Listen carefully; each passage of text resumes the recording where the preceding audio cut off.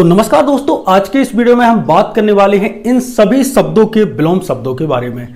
तो चलिए दोस्तों, बिना किसी देरी के वीडियो को स्टार्ट करते हैं। हमारा पहला शब्द है स्वल्प। स्वल्प का मतलब होता है थोड़ा बहुत या कम मात्रा में, इसको हम बोलते हैं स्वल्प। जबकि स्वल्प का जो विलोम शब्द होता है वो होता है विपुल। तो पहले शब्द का विलोम शब्द है विपुल, स्वल्प का विपुल। अगला शब्द है सुधा। सुधा का मतलब क्या होता है? अमृत। तो सुधा जो शब्द है इसका विष नहीं आपको लगाना है, ठीक है। यदि ऑप्शन में विष आ जाए और गरल आ जाए तो आपको गरल लगाना है, क्योंकि गरल का मतलब भी विष होता है। अमृत का विष, सुधा का गरल।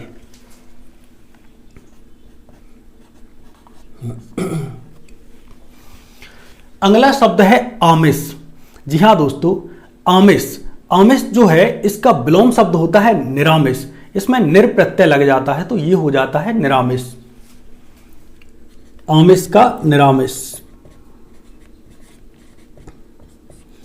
अगला शब्द है हर्ष। हर्ष का मतलब होता है खुशी। तो हर्ष का जो विलोम शब्द होगा वो होगा शोक। शोक या विषाद भी आप मतलब यहां पे लिख सकते हैं, शोक या विषाद। अगला शब्द है गौरव। गौरव का मतलब होता है बड़ा, ठीक है। और गौरव का जो विलोम शब्द होता है वो होता है लाघव।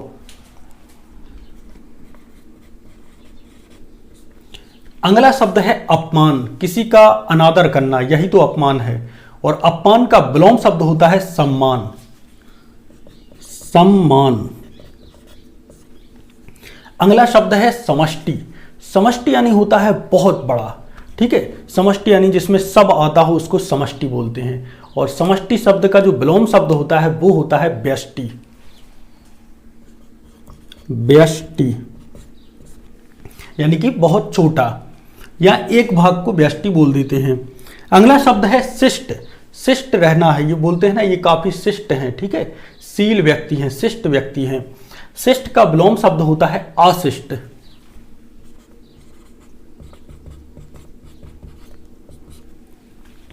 अगला शब्द है स्वप्न। कहते हैं ना कि तुम स्वप्न में चल रही हो। तो दोस्तों, स्वप्न का जो विलोम शब्द होता है वो होता है जागरण। यानी कि स्वप्न की जो दूसरी अवस्था है वो जागरण ही कहलाती है। तो स्वप्न का जागरण।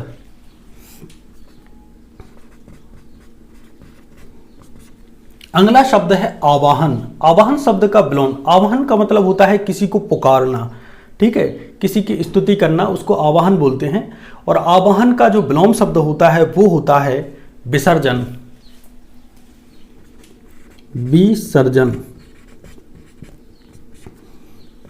विसर्जन यानी कि विसर्जन। अगला शब्द है उपजाऊ।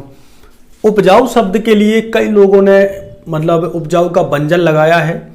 और ऐसा देखा भी गया है कि यदि ऑप्शन में एक शब्द मैं बता रहा हूं, ये ना आए तो आपको उपजाऊ का अनुपजाऊ या व्यंजन लगाना है। लेकिन यदि ये जो मैं यहाँ पे शब्द लिख रहा हूं उपजाऊ का, यही सटीक विलोम होता है। उपजाऊ का होता है, देखिए अनुपजाऊ तो होगा ही होगा, लेकिन उपजाऊ के लिए जो बेस्ट शब्द है वो होता है ऊसर।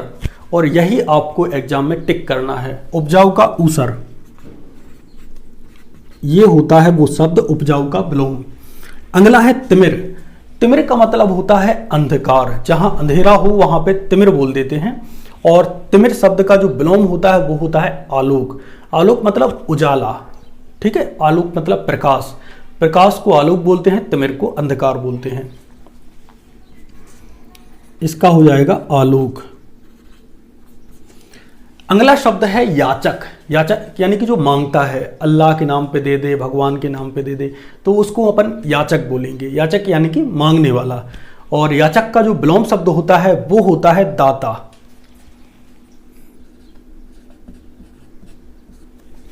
अगला शब्द है निर्दय। यानी कि जिसके अंदर दया ना हो उसको निर्दय बोलते हैं। और मतलब जिसका हृदय बहुत छोटा हो, ठीक है, उसको भी निर्दय बोलते हैं। और जो निर्दय शब्द है इसका जो विलोम शब्द होता है वो होता है सहृदय। यानी कि हृदय के साथ, सहृदय। अगला शब्द है ममता। तो जो ममता है, ममता का जो विलोम शब्द होता है वो होता है घृणा।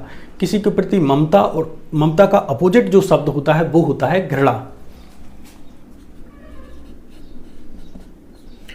अगला शब्द है मधुर। तो मधुर का विलोम शब्द तो आपको पता ही होगा। मधुर शब्द है, इसका विलोम शब्द होता है मधुर यानी कि मीठा और कटु यानी कि कड़वा। मधुर का कटु। अगला शब्द है दिवस। और दिवस शब्द का विलोम कई लोगों को मतलब दिवस यानी होता है दिन, ठीक है। और इसका बहुत से लोग क्या मतलब जो टिक लगाते हैं विलोम शब्द में वो रात लगा जाते हैं। रात भी सही है, मैं ये नहीं कह रहा हूं, लेकिन विलोम शब्दों का मतलब ये होता है कि तत्सम शब्द का विलोम तत्सम होगा और तद्भव शब्द का विलोम तद्भव होगा। ये बात आपके दिमाग में आपको बिठा लेनी है। तत्सम शब्द है उसका विलोम तत्सम, तद्भव शब्द है उसका विलोम तद्भव। तो दिवस तत्सम शब्द है, तो इसलिए विभावरी जो शब्द है, ठीक है, दिवस का रात्रि भी होगा और विभावरी भी होगा, ठीक है।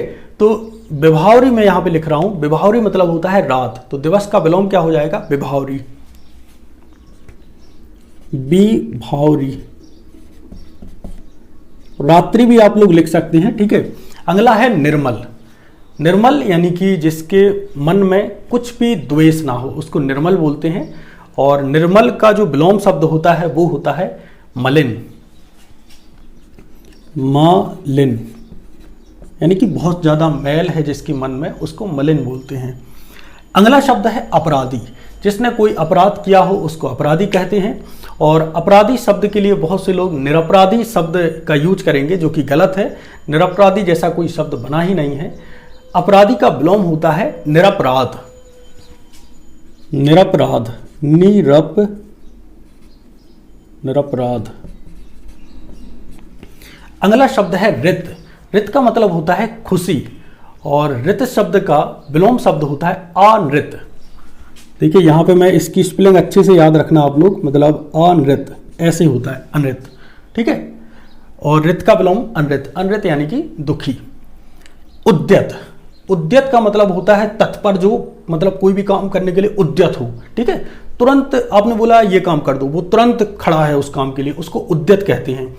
उद्यत शब्द है, इसका विलोम होता है अनुद्यत, अन उपसर्ग लग जाता है इसके लिए, तो क्या होगा अनुद्यत, अनुद्यत। अगला शब्द है अर्वाचीन। अर्वाचीन का मतलब होता है नया, जो प्राचीन ना हो उसको अर्वाचीन बोलते हैं। तो अर्वाचीन का विलोम शब्द हो जाएगा प्राचीन, प्राचीन यानी कि पुराना। अगला शब्द है ब्रह्मा। ब्रह्मा यानी कि बहुत बड़ा, ठीक है। ब्रह्मा शब्द का विलोम जो होता है वो होता है जीव।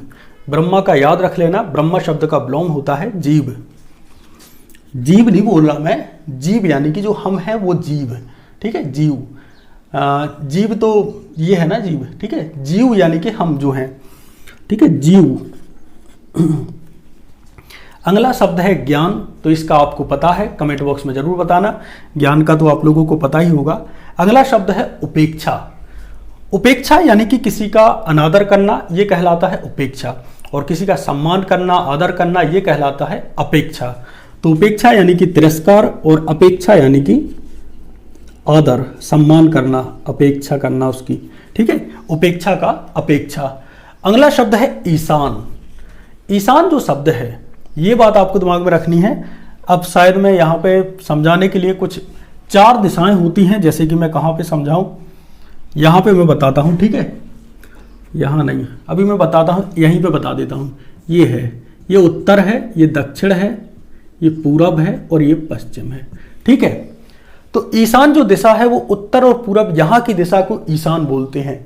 इसी प्रकार से जो वायव्य है ये उत्तर और पश्चिम की दिशा को, यहाँ पे प बना है, ठीक है, उत्तर और पश्चिम की दिशा को वायव्य बोलते हैं।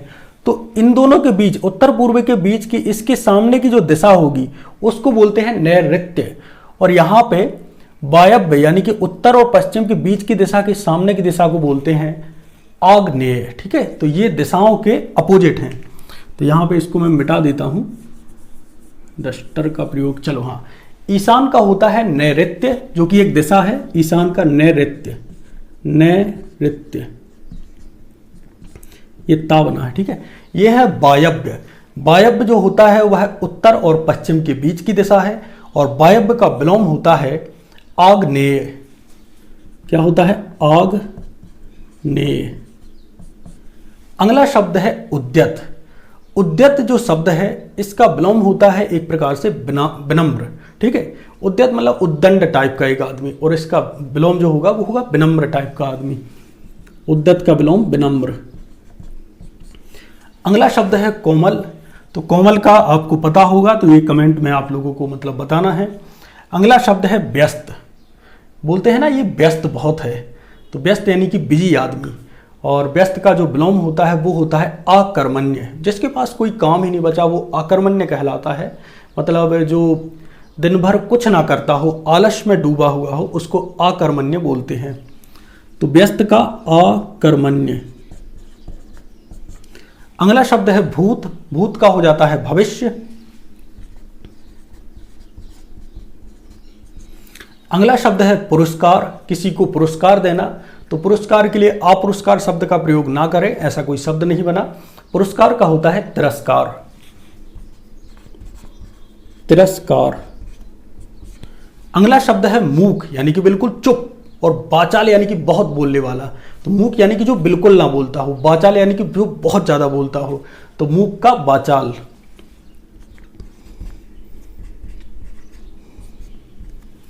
अगला शब्द है सृष्टि, जो इस सृष्टि का है, ठीक है।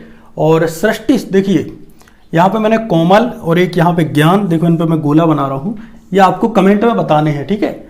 और ये सृष्टि, इन तीनों के जो मतलब आंसर हैं, विलोम शब्द हैं, वो आपको कमेंट में लिखने हैं, ठीक है। इतना तो मतलब होमवर्क में दे ही सकता हूँ, एक आध और दे दूंगा, ठीक है। तो क्योंकि इससे आपका भी तो माइंड एक्टिव है कि नहीं है, ये मुझे पता चल जाएगा। अगला शब्द है वो है क्षम्य। तो क्षम्य के लिए तो अक्षम्य होता ही है, यह आपको पता होगा, अक्षम्य। अगला शब्द है अक्षम। जो किसी काम को करने में अक्षम ना हो, मतलब सक्षम ना हो, वो अक्षम है। तो अक्षम का विलोम सक्षम। सक्षम। अगला शब्द है अज्ञ, और अज्ञ का होता है विलोम विज्ञ। अगला शब्द है एकता, और एकता का विलोम होता है अनेकता।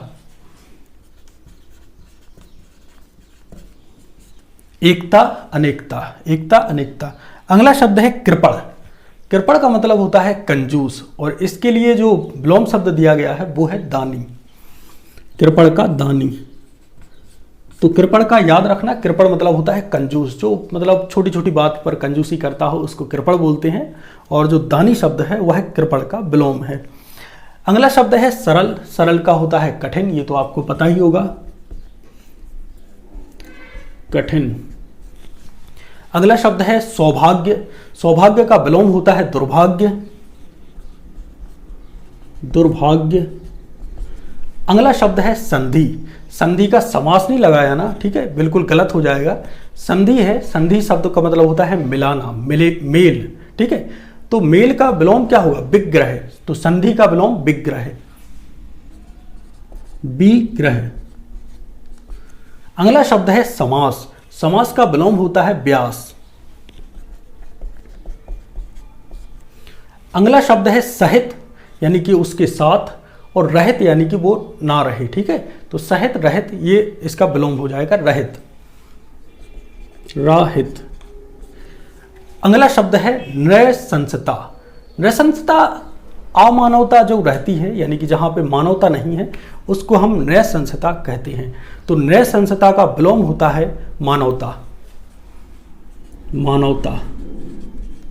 ये काफी बार एग्जाम में पूछा गया है, मोस्ट आईएमपी। मतलब मैं कुछ यहाँ पे बता दूं, यहाँ पे ये दिशाओं के ये कुछ बहुत आईएमपी चीजें हैं यहाँ पे जो दी गई हैं, एग्जाम में बार बार आती हैं और ये बनते भी नहीं हैं। अगला है कायर।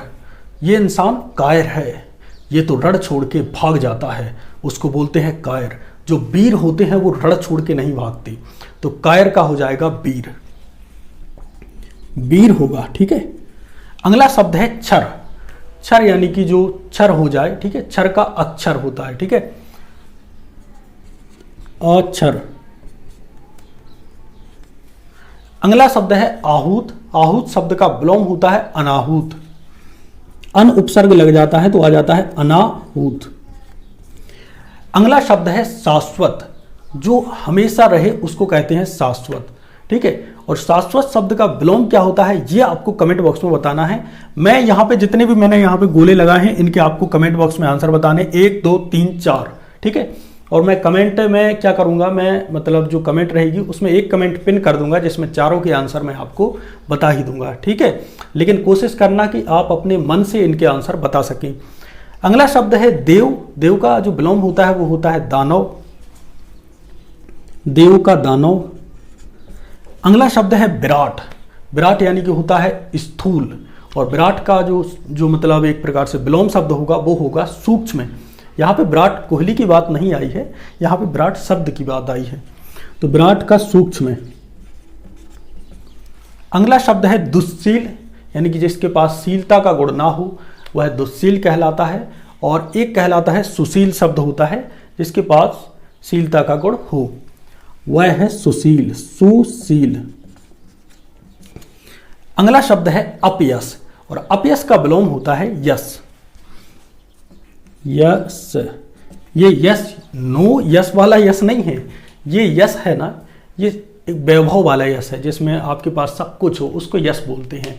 तो यहाँ पर दोस्तों आज की इस वीडियो में मैंने कुल मिला के लगभग 50 प्लस 60 भी हो सकते हैं, 60 प्लस विलोम शब्दों के बारे में चर्चा की। आई होप दोस्तों आपको ये वीडियो पसंद आया होगा। जितने भी मैंने यहाँ पे आपको मतलब बताया है कि ज्ञान का क्या होगा, सृष्टि का, कोमल का और शाश्वत का, इन सभी के जो विलोम शब्द हैं उनके आंसर आपको कमेंट बॉक्स में जरूर बताने हैं।